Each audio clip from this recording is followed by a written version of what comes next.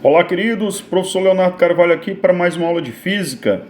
Temas de hoje: o princípio de Pascal e o teorema de Arquimedes.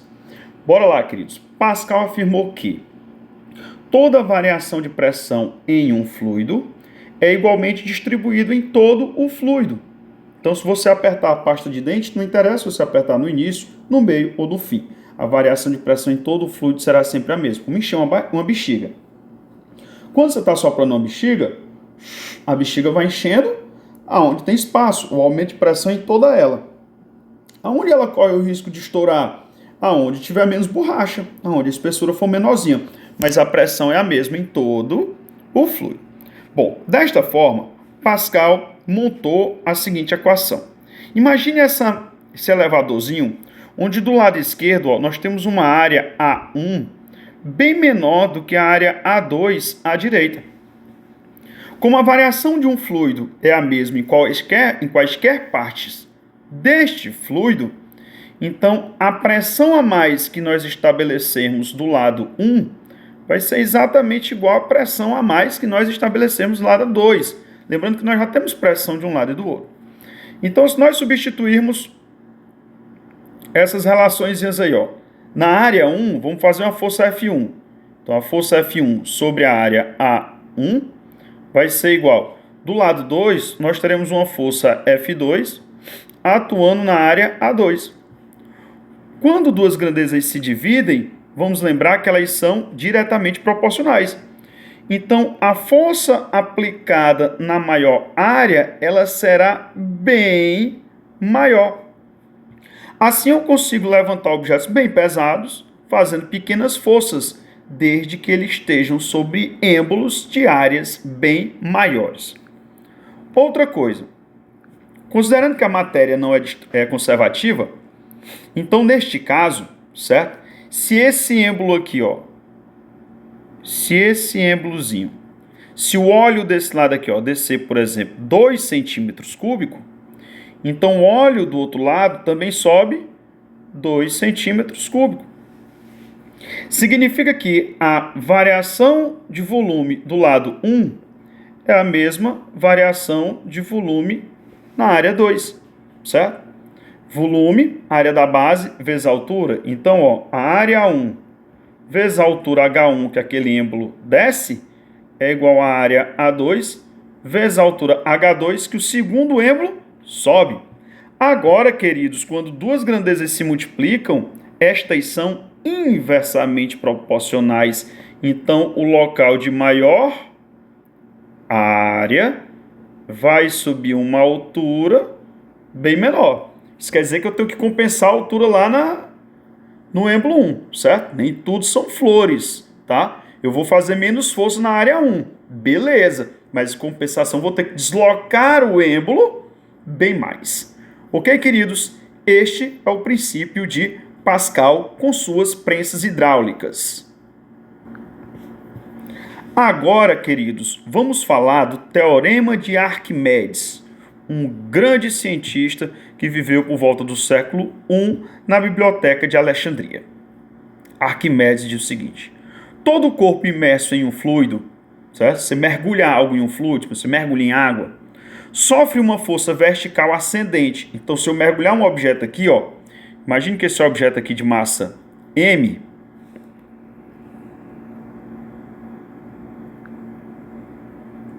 imagine aqui que esse objeto assim, de massa M, ele vai ser colocado aqui dentro deste fluido, tá? Ao ser colocado dentro deste fluido, esse fluido responde com uma força ascendente. É por isso que a gente se sente mais leve dentro da água. Essa força, ela vai ser chamada da letra E, empuxo. Então, esse empuxo, que já é a força que o fluido faz dos objetos imersos nele, embora lembrar que nós estamos dentro de um fluido, certo? Nós estamos imersos no ar. Esse empuxo vai responder com uma força igual ao peso do volume deslocado. O que significa isso? Bora imaginar um recipiente onde ele tenha uma saidinha de água, um ladrão, e ele esteja completamente cheio.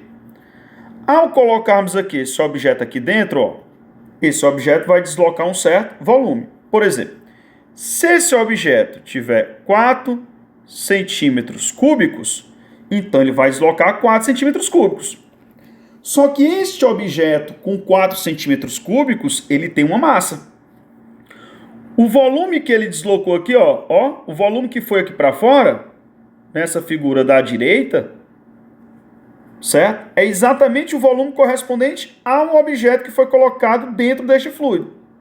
Então, por exemplo, se esse objeto tem 4 centímetros cúbicos, então aqui fora também tem 4 centímetros cúbicos. E estes 4 centímetros cúbicos, eles vão ter uma certa massa, certo? Um certo peso. Então, o empuxo que nós vamos chamar de letra E corresponde ao peso desse fluido deslocado. Ou seja, o fluido que vazou, o fluido que subiu. Como é que a gente calcula força-peso, né? Professor, eu lembro que força-peso é massa do fluido vezes o campo gravitacional. Só, queridos, que é muito comum a gente encontrar essa equação. Vamos lembrar que massa é densidade vezes volume. Pode lembrar a densidade do fluido, porque é a massa do fluido. Então é muito comum vocês encontrarem essa equação do empuxo desse jeito, dVg. Agora, cuidado, densidade do fluido. Volume deslocado. O que é o volume deslocado? Se o objeto tiver 2 litros, se ele tiver só a metade dele dentro do fluido, então ele só vai deslocar 2 litros. Aliás, desculpa, se o objeto tem 2 litros e ele for colocado metade dele dentro de um fluido, então ele só vai deslocar 1 litro do fluido. Ok? Agora, se o objeto tem um navio tem um fundo enorme, né? Então tem um navio ali com um fundo de, sei lá, 70 metros cúbicos. Então, um navio com um fundo de 70 metros cúbicos, ele vai deslocar 70 metros cúbicos de água. Pessoal, 70 metros cúbicos de água é 70 toneladas. São uma força estrondorosa. Por isso que um navio, por exemplo, consegue flutuar. Por quê? Porque ele desloca uma grande quantidade de fluido. E o fluido responde com uma força igual a este volume deslocado. Este é o teorema de Arquimedes. É devagar, devagarinho. Qual cuidado, queridos? Quando for calcular o fluido, usar a densidade do fluido e o volume deslocado. Qual volume deslocado? É a quantidade do objeto que entrou dentro do fluido. Se todo o objeto entrou dentro do fluido, ok, certo? Então, o volume deslocado será o volume do objeto. Se o objeto estiver completamente imerso, certo? E estiver ali flutuando dentro do fluido, é porque o empuxo está igual ao peso do objeto. Se o objeto descer e bater no fundo, é porque o peso do objeto está maior do que o empuxo. E se o objeto subir e flutuar, quer dizer que o peso do objeto é menor do que o empuxo sobre ele. Beleza, queridos?